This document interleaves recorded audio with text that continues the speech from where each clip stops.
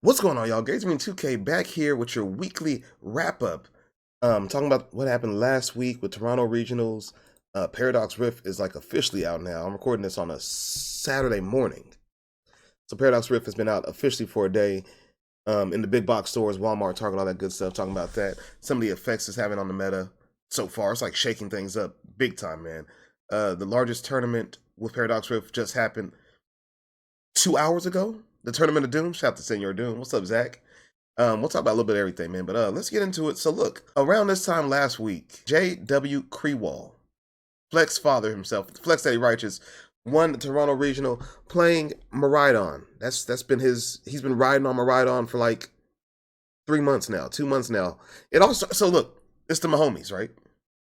It all started with Andrew Mahone. Went to Worlds, took 21st, I believe. I think he took 21st at Worlds, somewhere around there, with Maridon. And people are like, whoa, Path, Maridon, Judge, it go crazy. It go, whoa.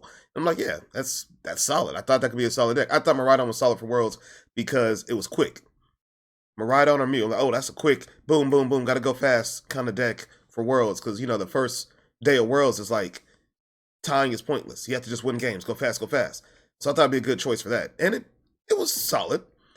Mew won it all at Worlds back in, was that July? So yeah. August? I don't know. Time is just a concept of made up things. I don't know. But yeah, I'll start with Andrew Mahone, right? Then Jesse Parker took it to the finals. Jesse Parker switched it up a little bit, changed out some stadiums, took it to the finals, and then JW won it all. His list was more similar to Andrew's. Had Path to the Peak, had Judges, Iono to try to go crazy. But yeah, he played that deck well. He hit so many favorable matchups, and a lot of time that's what it's about. That's what it's about. He's a good player. This isn't his first regional. This ain't his first rodeo. He happened to beat another good player all the way from overseas, Demetrius. Demetrius is best buds with our boy Hot Chop. I'm sorry, Burt's TCG. I'm sorry, he changed it up. But yeah, Shea Burton. And him and Demi are like best buds. And then so JW played Demi, and coming in third place was Azul, playing some Zard. I think it was Arvin Zard, matter of fact. And I'm down with some Zard, man. Y'all know how I feel about Zard. It's gonna die next format, but y'all know how I feel about some Zard. But yeah, Maridon finished that. Rounding out the top 8 was what is that? Looks like a Lugia, 2 Chin Pals, a Lost Box, and finishing 5th. This made me happy. Lost Gudra. I watched it on stream. I was like, that's Lost Gudra. That's when I had some of my most success, man. I took top 8 at a couple cups with Lost Gudra. And it's not a bad deck. Not a bad deck. I don't know. Nah. I don't think it really does well in Paradox format, but in this 151 format, it wasn't a bad deck. So it wasn't a bad call. Took top 8, finished 5th. So I was happy to see that. But shout out to JW, man. Flex said we had him on the podcast before. Back when I used to do the podcast. I missed the podcast. Cut this part out, Mike. I'm getting emotional. But no, shout out to Flex Daddy, man. Shout out to JW. He did the same with Maridon. And I was a big Maridon believer when it came out back in, March? And I rocked that thing for like a month. And I was like, nah, it's too, up and down and the roller coaster ride. But, as sets come out, more cards come out, different combos happen, and it's become a lot more consistent. So, yeah, I'm proud. I'm proud of him. I'm happy for him, man. Yeah. That was Toronto Regional. We don't have another regional, another big tournament here, in the States-wise, till November 17th? Not NAIC, LAIC in Latin America. People are flying over to go play some cards, and that tournament will be Paradox Rift legal. Paradox Rift just dropped Friday. Today's Saturday morning, just dropped Friday, and it takes 2 weeks for a set to become legal. So 2 weeks from now, LAIC, that set to be legal. What's going to change from that? Everything. Yeah, so far Paradox Rift is people have been testing. No one knows the true build yet. Because a lot of times we get our builds from Japan. It's like, oh, Japan played this, Japan did that. A lot of these cards from Paradox Rift we got like at the same time as Japan. I know for Obsidian Flames, When that came out, Japan had just got them like 5 days before us. So they had like a little testing. I think this one either we got it right at the same time or like even a day before, every single card. Something like Godango had been out in Japan for like 2 months. But then other things, they just got same time as us. So we're like, hey, let's figure it out together. So I think that's kind of cool. A lot of things releasing together. Or, pretty almost simultaneously. But there's like 4 archetypes you could build from this set. So of course there's Iron Hands. Gotta catch these hands. There's Roaring Moon. That's what everybody's on right now. Roaring Moon is like Roaring Moon go burr. It's just fast. There's a Iron Valiant, which I want to experiment with a little bit more. I feel like that has so much potential. So many different ways to play it too. And the one I've been playing recently, more often than not, has been a Godango. Godango EX. I started testing this stuff with some of my locals a week ago. And from my testing, from my playing, from what I've been watching, from my testing on PTCGL now, I can tell you that Mew is still a good deck. Lugia is still a good deck. Lost Box may take a hit, but it may not. It all depends. I think LAIC is going to show us a lot too. As far as the new decks, though, and Tina's not terrible. It's not as good as well. It gets Counter Catcher, so that helps a lot. Chin Pao might be the best deck now. It's still iffy with that setup, but the fact you can add Iron Hands into it, a couple Lightning Energy, and then pick up extra prizes, it's solid. I don't believe in Chin Pao, you know that. But it's solid. I can't even lie to you. Roaring Moon does go burr. It does go fast. Its single prize matchup isn't the best, but there's other ways to go get around that. Some people are playing the Morpeko that does 70 and then switch the energy off of it. I've seen some people trying to figure out what tool to play with the Roaring Moon. Do you play the Emergency Jelly? Do you play the Ancient Booster Capsule? People don't know what to do yet. And I think it's more so Capsule than Jelly. I've seen benefits of both. Someone explained to me, hey, you put the Jelly on, if they don't knock you out, the Jelly falls off, it heals off, and you put the Capsule on. And that's even harder for you to knock out. And you get another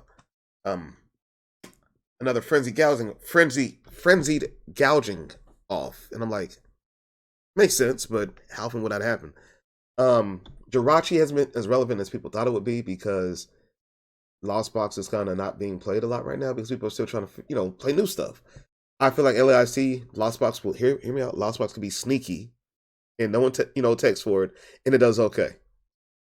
It does have a bad hands matchup, but I mean, a lot of things do. Iron Valiant is the one that I'm really interested in. Iron Valiant can switch from the active from the bench to the active and put 2 damage counters on a Pokemon, and you can take turn 1 knockouts going first without even playing a supporter. You get 4 Valiants down, you just switch, and then you knock out a Comfey, you knock out a Charmander, you knock out a Frigibax, and it's powerful. It is powerful, man.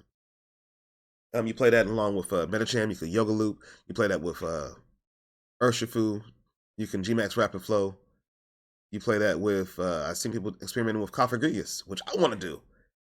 It's basically it's like Dragapult, it's like a little lesser Dragapult, 120 and 5 damage counters wherever you want them. If you spread some stuff with Iron Valiant, you're doing, or 110, I'm sorry, you're doing 110, you're knocking out a Cram, and you're knocking out a Comfey. Who knows? I don't know. It looks like it could be interesting. And the other deck that people are really, up in arms about was Iron Hand and Chin Pao. And Godango EX. I've been playing that. I can't find the right build. I'm very close. The thing that sucks about my build, I don't have a single prize attacker. So when it comes to just, 2 for 2, I'm good. When they throw in that one single prize, I'm like, I don't know. I don't know. So Scissor's a good option. Other than that, I don't know, because there's no big energy acceleration in that deck. So it can't be like Zamazenta or anything like that. You can't accelerate to energy. Unless you start playing Lost Godango. Let's Godango. Cue the X-Files music. No. Lost Godango can't be a thing. They can't be a thing. No. But yeah, those 4 decks are the decks people are playing mostly. We might see some other things, added into other decks. Like I said, Counter Catcher can go into Garatina. I don't think Mew picks up anything really from this set. Lugia can play Iron Hands now, so stuff like that. I'm looking at the Tournament of Doom, which just ended not too long ago. Paradox Legal, 178 players. I think the biggest Tournament of Doom ever. Shout out to Zach, man. Zach Roy, Senior Doom himself. I'm happy for him. Mew won it all. Fusion Mew, so Mew is still good, like I said. Second place was Lost Garatina with the counter catchers. Next was Roaring Moon. And in the top 8, there's 3 Roaring Moons. And there's an Iron Valiant at number 5. So the new cards are here. The fourth deck, though, am I reading this right? Fourth deck was Sablezard? What? Sablezard's back? I guess Sablezard picked up like the TMs. So I guess the evolution, and we don't need just the evolution, right? You play the evolution TM, you put everything down where you want it, and then Sableye just finish it. Yeah, I guess that makes sense. Okay. So yeah, and the TMs are good too. TMs can also go on a Cramorant. You can use it for free. The de-evolution one, the blindside one, which is not that great, but hey. The evolution and the turbo energize. You can attack those, attack for free. Looks like there's another Tina in top 8 as well, Lost Tina. Lugia finished 9th. Excalibur was out with 10. There's a Lugia at 11. And what is this deck at 12? What is this? Oh, not the Brute Brawn Cloth Electro deck. What? Okay. So basically this deck is you poison yourself with Claw. You poison yourself, you have Cloth active, you put on a DTE, and you're swinging for like, what, 190? Turn 1? So, I mean, that's fun. that is fun. So, yeah, it looks like that deck made some noise, too. But, yeah, Doom had the biggest tournament so far with Paradox out, and people are still testing, trying to figure things out. Hella Roaring Moons. A lot of Roaring Moons in the top 20, looks like. Sheesh. I see a Goldangle sneaking in 21, just right out of the top 20. They're playing with the Scizor as well, but no, but Barrel Engine. I'm playing Barrel in mine. I like to draw cards, man. I need cards. I have to draw them. Yeah, Paradox gives us a lot of different things to play with. And one card that's sneaky okay that no one's talking about is the Garchomp. It's a water type, I know. So your hand's weakness, but it still could be sneaky good. You play that with like a fighting type to make up, for the weakness, and you use it that way. So there could be 5 different type of decks, maybe 6, with the monkey trio. But no, there's a few different archetypes coming out of this set, and it's gonna definitely shake things up a lot. As much as I hate to say it, I feel like my Lost Zard is done for. It's a wrap. It's over, and that's because it's sad because they just revealed a new Charmeleon, and I feel like with the de-evolution TM, it's over. That's why, and it's sad for me because they just revealed a new Charmeleon, and this Charmeleon only has 90 HP, which is terrible, but has an ability. Can't be affected by effects of opponent's attacks. So, like, no Sableye damage, no poison, no paralysis, nothing like that. So it's good middle stage Pokemon, but the evolution just ruins my whole day. But yeah, some new things have been revealed, and we just got cards, and they're like, hey, here's more cards. There's a Squirtle and Bulbasaur that's connected to the Charmander we have.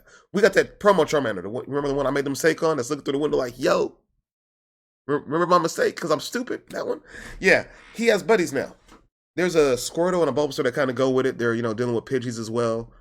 That's on the way in Japan. Who knows when we get those? But also what Japan's getting is another TM, which means we'll get one soon. There's another Frigibax that's coming out of a room. No one's worried about those. There is a supporter, Students in Paldea. Basically, you play it, you go get a Pokemon out your deck. Non-rule box Pokemon. Any non-rule box. Then, for every Student Paldea in your discard pile, go grab another Pokemon. So if you discard 3 and play the 4th, you go get 4 Pokemon without a rule box, which is kind of cool. But there's a TM coming out that's going to probably make people start playing Lost Box, what's going to be just straight up just Cram Box. Just Cram. Because Cram can use all these TMs for free. This is a TM Crisis Shot. If your opponent has 1 prize left, for 3 energy, you can do 280 damage. You knock out a V. You knock out a V star. You knock out stage 1 EXs, for the most part. 280. You turn into a Garatina. You say, look, I'm Garatina now, but they have to have 1 prize card. But if you're playing nothing but Cramorants or nothing but single prizes in a Lost Box, that's fine. It's okay. So, definitely cannot be interesting. We'll probably get that. Who knows when? February? I don't know. Who knows, man? I'm looking on Poke Beach. Some of the other things being revealed. Like I said, the Charmander and Charmander coming out. The Charmander has a shiny variant because we're getting shiny, not fates, not treasures. Is it treasure? No. It is treasures. Yeah, shiny treasures. Yeah. Not hidden fates, not shiny treasures. It's look, man, these names look, Pokemon Company. Please stop with the names.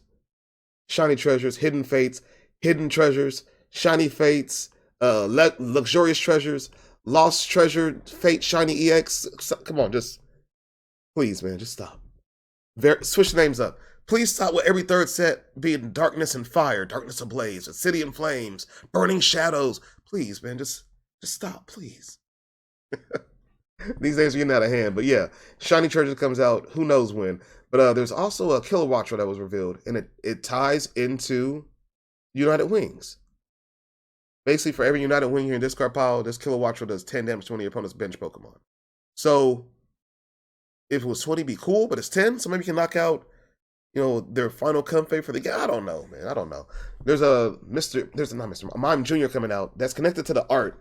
I don't know if you guys noticed. There's an art that's going on. There's like a whole set piece where, like, I guess someone drew a picture and they cut it in like 12 different cards. And one of them is a Scovette that everybody loves. Shuffle your hand, put it on the bottom, draw one.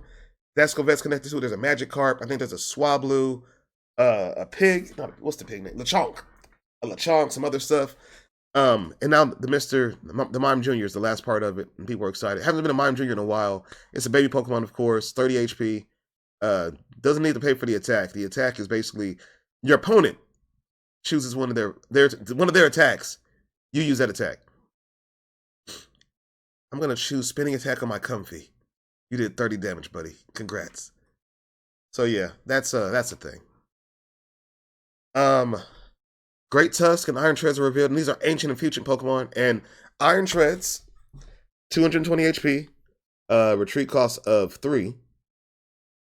It has a rolling attack, does 150. If you discard an Ancient Booster energy or Ancient Booster capsule from it, reduce 150 damage next turn. So basically, it turns into having 370 HP, which is cool. But you have to discard that tool every single turn, and then Escape Rope, Boss, they knock it out. But hey, it's whatever. 3 energy to do it, 150, not great. The Great Tusk is even worse. And this is the second Great Tusk we got. Second Great Tusk and second Iron Treads. The first Iron Treads I feel like had some merit. This one not so much. Both Great Tusks are terrible. And shout out to Hot Shock. He put on his worst cards of all time list, the Great Tusk. This one's gonna go on there as well. Quaking Destruction is the ability. 250 HP. Cool. Quaking Destruction is the ability. At the end of your turn, if this Pokemon's active, discard like 5 cards from the top of your deck. Or something like that. It's why? How fast can I deck myself out? Let's go. And then for 4 energy, 1 fighting, 3 colorless. I'm sorry. Great Bash for 260. And this effect, it's a shred attack. It goes through all effects. Cool. 4 for 260 is not cool though. They're doing Great Tusk dirty, man. They did them bad both times. But yeah, those just came out. Yeah, there's also a Xatu, like an alt art Xatu coming out where he's like, like I'm a star. Just in the sky like that. I don't know, man. It's wild. We're gonna have 3 Xatu arts. Is the card even playable? I hope it's playable. I'm gonna play it in Configurigus. Last thing I want to talk about is the prices on some of these cards. So look, the set came out officially for big box stores Friday, and now prices have tanked. Remember I was telling you guys about how Iron Hands, the alt art I pulled was going for like $100. It's dropped down to like 35. Remember the Godango that was like this? My boy? That's going for $100. Dropped down to 44. The only thing still holding its price is the alt art Illustrator Rare Roaring Moon, because everyone thinks that's going to be like the card, which it's solid, but I feel like Iron Valiant, Godango are better decks. But hey, Roaring Moon does go burr. I was watching Tricky Jim play it earlier Friday, and he was just burned through everybody.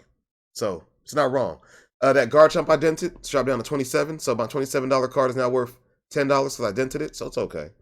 My wife pulled the Tapu Koko, the alt art, the one that's like on the beach. That one's $20 right now. I have a Alt Art Tulip, which is $20. So some of these cards are still, worth something, but not like it was.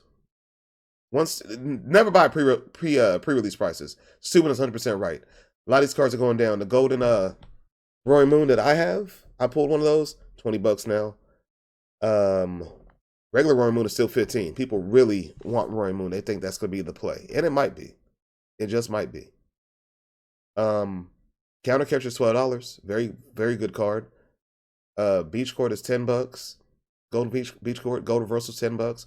So yeah, some of these prices are like, decent prices now. And they'll continue to drop. So just be patient, just wait. Nothing ridiculous anymore.